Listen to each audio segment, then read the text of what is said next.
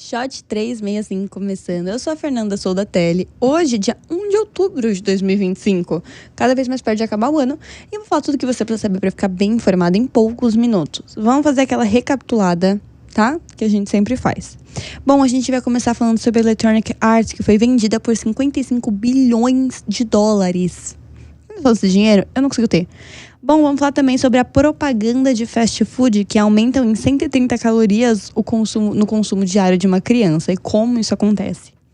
Bom, nosso terceiro tópico, que é a quarta temporada de Bridgerton, chega na Netflix aí em 2026. Vamos falar sobre o Pix, que terá um botão de contestação. Gente, tá muito difícil essa palavra, viu? A partir dessa quarta-feira.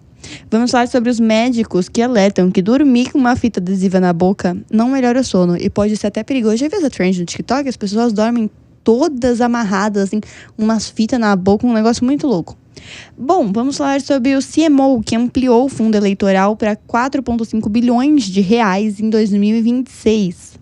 E finalizamos falando com o Santos Dumont, que paralisou as operações após o vazamento de óleo e 162 voos foram cancelados. Então, se você ficou interessado, bora começar. Bom, vamos começar falando que a Electronic Arts, que é uma das maiores desenvolvedoras de games no mundo, foi aderida por um consórcio formado pelo fundo saudita PIF e com a gestora Silver Lake e pela Infinity Partners.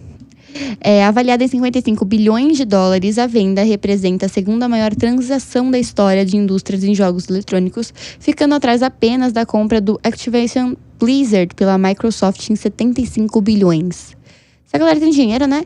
Cada acionista da EA receberá 210 dólares por ação, um valor 25% acima do último fechamento da bolsa.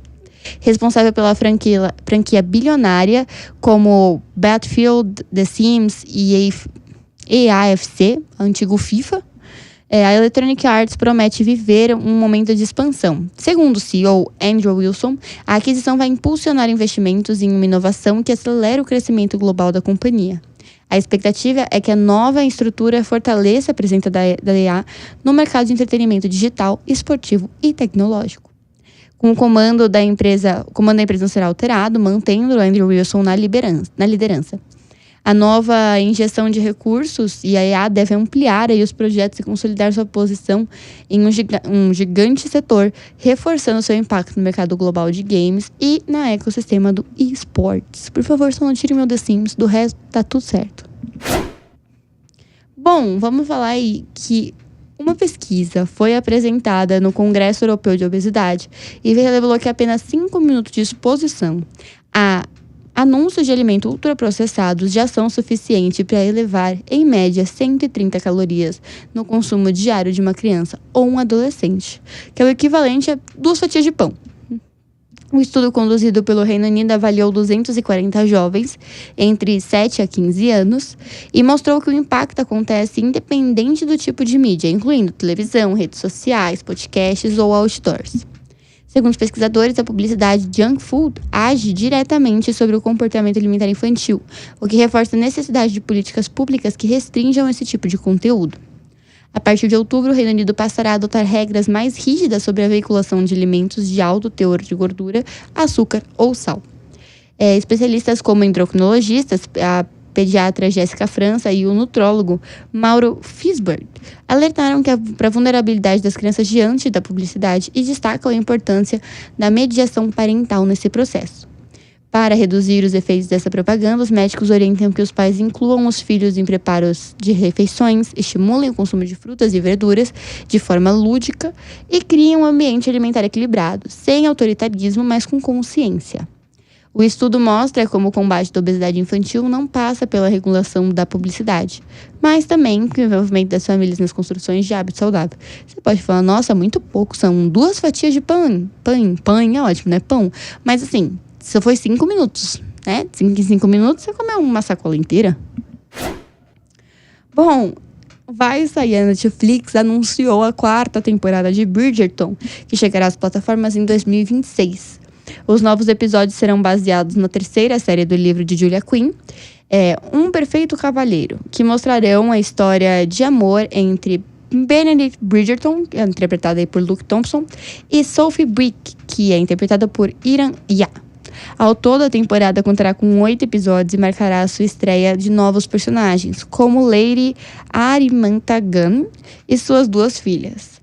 Apesar das estreias estarem marcadas para o ano que vem, a plataforma aproveitou o anúncio no site Tudum para divulgar também o encerramento das gravações da temporada concluídas nesta segunda-feira.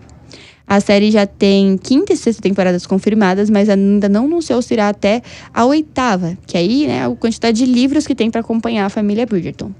Criada por Shonda Rhimes, Bridgerton conquistou uma legião de fãs ao retratar um romance de alta sociedade londrina do século XIX, com uma estética contemporânea e elenco diversos.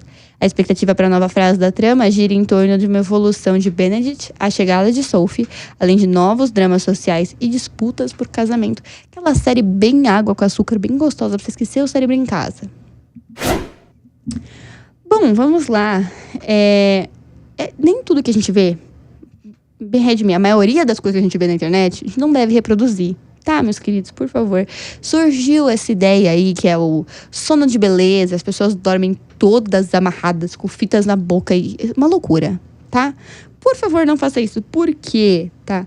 Uma tendência que viralizou aí nas redes sociais, como eu disse, especialmente no TikTok, tem preocupado especialistas da saúde. O uso de fita adesiva na boca para supostamente melhorar a qualidade do sono.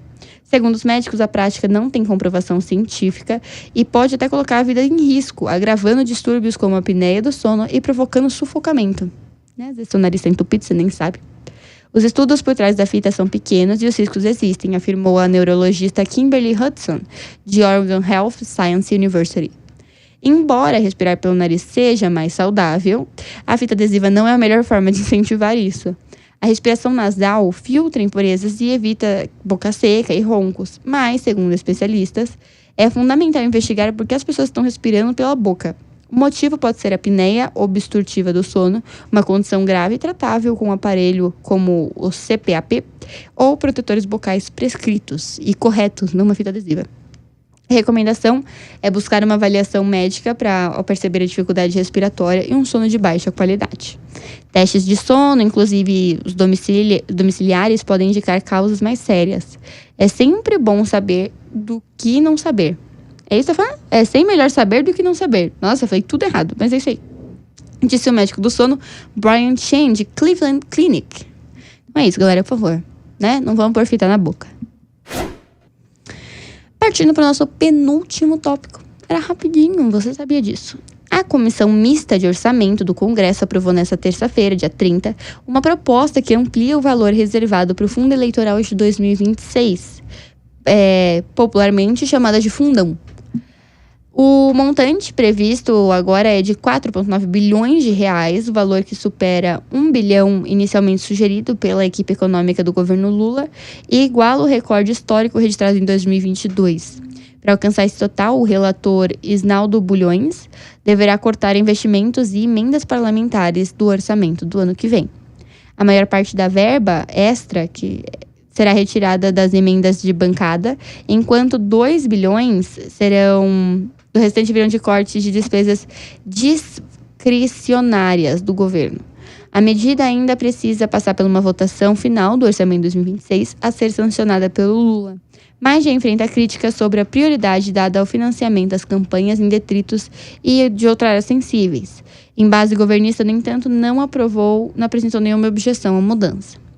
O orçamento enviado pelo Planalto prevê 4,8 bilhões para emendas parlamentares, um salário mínimo de R$ 1.631 e 85,5 bilhões em investimentos públicos.